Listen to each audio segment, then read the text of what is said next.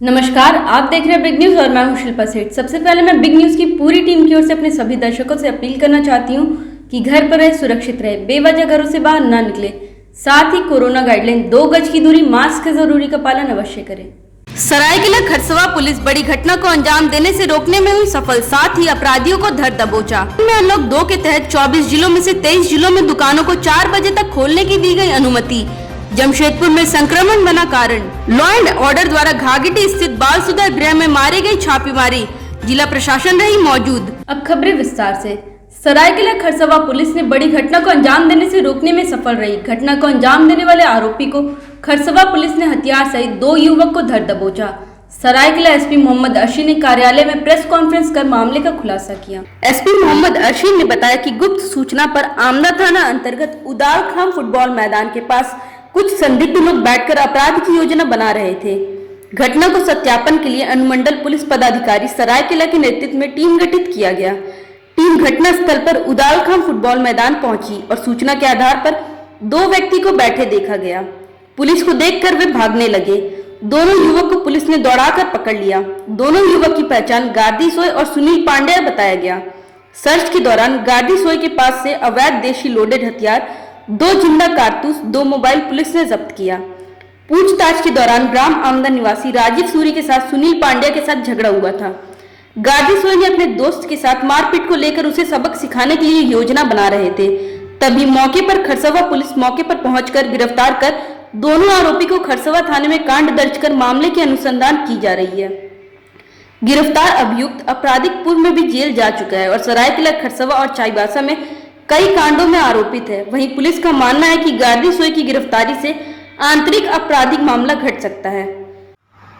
Police को गुप्त सूचना मिले कि आमदा ओपी अंतर्गत उदालखाम के पास कुछ लोग अपराध करने की योजना बना रहे हैं और कुछ दिनों से वहाँ पे कुछ संदिग्ध गतिविधि चल रही थी। उसके आधार पे इंस्पेक्टर सरायकेला एवं ओपी प्रभारी के नेतृत्व में पुलिस की टीम ने वहाँ पे छापा मारा। अनुमंडल पदाधिकारी सरायकेला के नेतृत्व में उसके दौरान 2 व्यक्ति वहाँ पे मौजूद थे जो पुलिस को देख के भागने लगे, तो पुलिस ने उनको दौड़ा के पकड़ा। एक का नाम गार्दी सोय और दूसरा सुनील पांड्या, 2 व्यक्ति गिरफ्तार हुए। उसमें तलाशी लेने पे गार्दी सोय के पास से 7.65 mm का एक पिस्टल और 2 जिंदा गोली उसके पास से बरामद हुई, लोडेड पिस्टल। इनका आपराधिक इतिहास इसमें जो गार्दी सोय है उसके खिलाफ कई सारे केसेस हैं जो मुख्यतः चाईबासा में और कुचई थाना क्षेत्र में भी उसके खिलाफ काफ़ी सारे केसेस हैं। इनकी कोई खास योजना थी सर? अब उसके बारे में विस्तृत रूप से पूछताछ की जा रही है। झारखंड राज्य में कोरोना संक्रमण को रोकने हेतु लागू किए गए स्वास्थ्य सुरक्षा सप्ताह के तहत अनलॉक 2 लागू किया गया है, जिसमें जमशेदपुर को छोड़कर बाकी के 23 जिलों में दुकानों को शाम 4 बजे तक खोलने की अनुमति दी गई है। बुधवार को राज्य के मुख्यमंत्री हेमंत सोरेन की अध्यक्षता में आपदा प्रबंधन प्राधिकार की बैठक संपन्न हुई, जिसमें राज्य के स्वास्थ्य तथा आपदा प्रबंधन मंत्री बन्ना गुप्ता समेत तमाम विभागीय अधिकारी शामिल हुए। बैठक में राज्य के 24 जिलों में 23 जिलों को अगले आदेश तक थोड़ी ढील दी गई है, जहां सभी जिलों में दुकानों को शाम 4 बजे तक खोलने की अनुमति दी गई है। हालांकि जमशेदपुर में पूर्व की भांति दोपहर 2 बजे तक दुकानों को खोलने की अनुमति है। चूंकि जमशेदपुर में विगत दिनों कोरोना संक्रमण के मामले ज्यादा पाए गए हैं, इस कारण जमशेदपुर को ये छूट नहीं दी गई है। साथ ही छूट पाने वाले 23 जिलों में पार्लर और सैलून खोलने की अनुमति दी गई है, जबकि बाकी तमाम नियम पूर्व के भांति ही हैं। वहीं एक महत्वपूर्ण निर्णय बैठक में लिया गया, जिसमें राज्य भर में शनिवार शाम 5 बजे से सोमवार सुबह 6 बजे तक संपूर्ण लॉकडाउन लगाया जाएगा, जिसमें केवल इमरजेंसी सेवाएं ही चालू रहेंगी। आपने तय किया था कि 15 जिलों में कपड़े की दुकान, जूतों की दुकान, ज्वेलरी की दुकान खुलती थी, तो क्या आप वो रांची वगैरह में भी खुलेंगे कि नहीं? नहीं, अभी देखिए, अभी जो 23 ज़िले हैं जिसमें जो पूर्व की भांति 23 ज़िले में जो चीज़ें खुल रही थी, खाली उसमें ये सैलून वगैरह बढ़ा है और बाद बाकी सभी चीज़ें यथावत हैं, ठीक है। और एक ज़िला जो है जमशेदपुर में 2 बजे तक ही खोला जाएगा।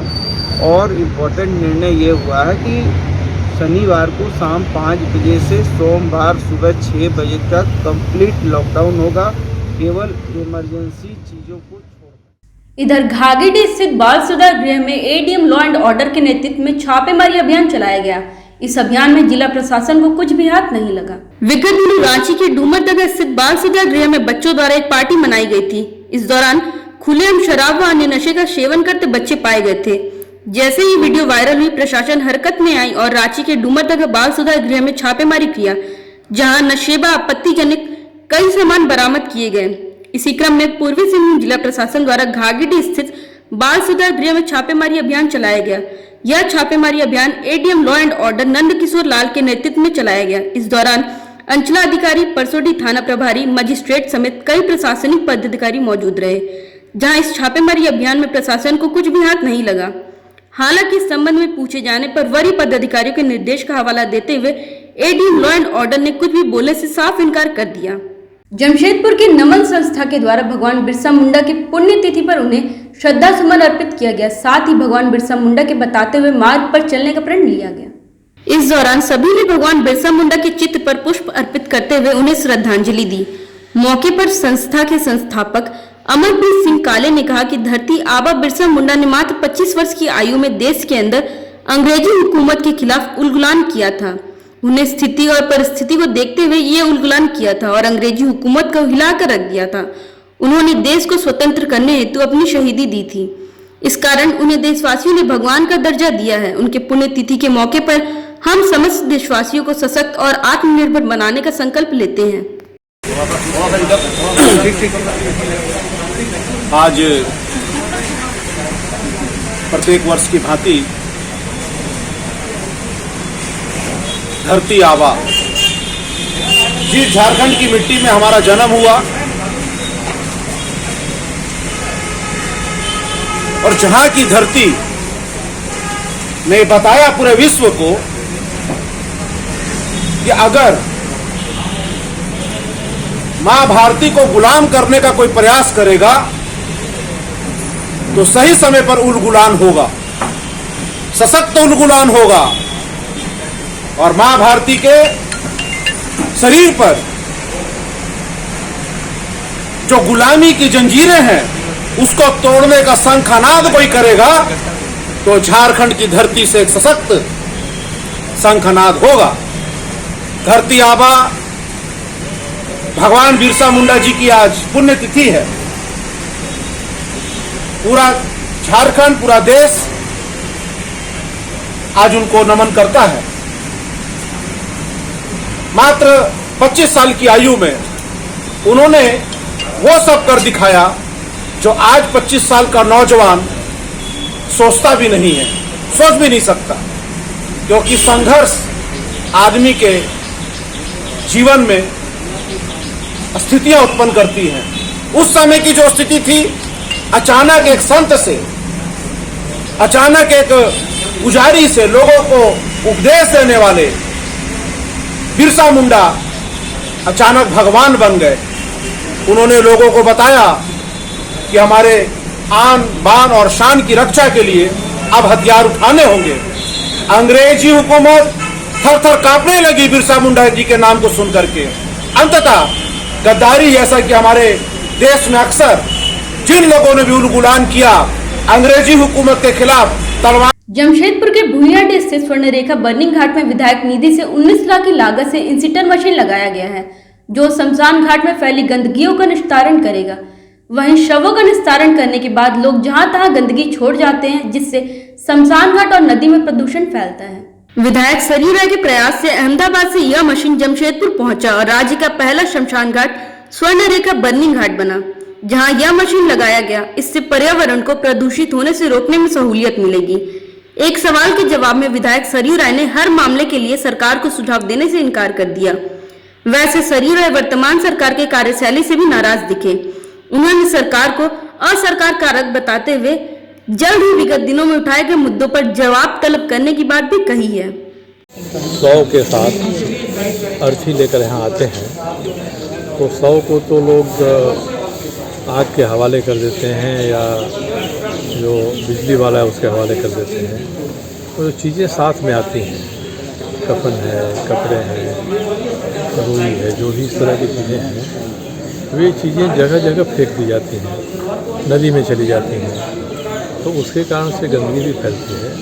लोगों ने मेरा ध्यान इस पर आकृष्ट किया कि एक मशीन ऐसी है जो अहमदाबाद में बनती है, उसको हम लोग यहाँ लगा दें तो इसका समाधान हो जाएगा कि सौदाह के बाद जो कुछ वस्तुएं रहती हैं जो गंदगी का कारण बनती हैं उनका हम इंसिनेटर में जला दें, गंदगी का कारण ना बने। और इस राज्य में पहली मशीन है जो यहाँ लग रही है, तो इसीलिए हम लोग इसके बारे में सचेत भी हैं। जेएनएससी से 4-5 बार बात भी हुई।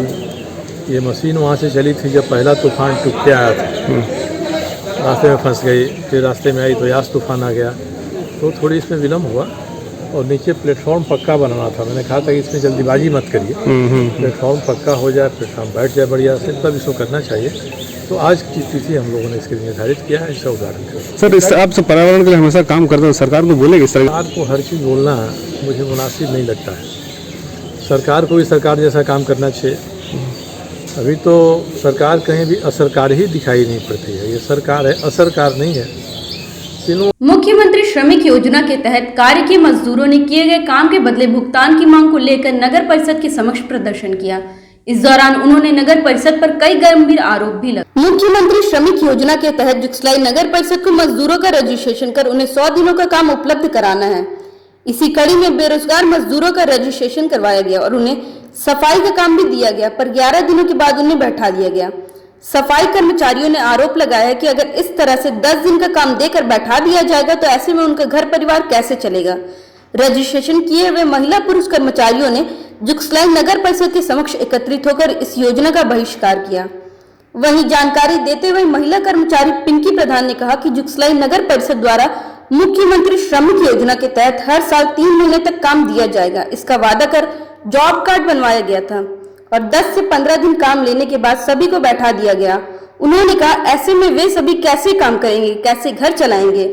अब जितने दिन काम किए हैं उसका पैसा मांग रहे हैं तो उसके लिए उन्हें दौड़ाया जा रहा है। ऐसे में उन्होंने कहा कि वे सभी 30 कर्मचारी जाए तो जाए कहाँ। काफी देर और हल्ला होने के बाद सारे कर्मचारी निराश होकर अपने अपने घर लौट गए। हालांकि इस मामले में विभाग की तरफ से कुछ भी बोलने से साफ इनकार।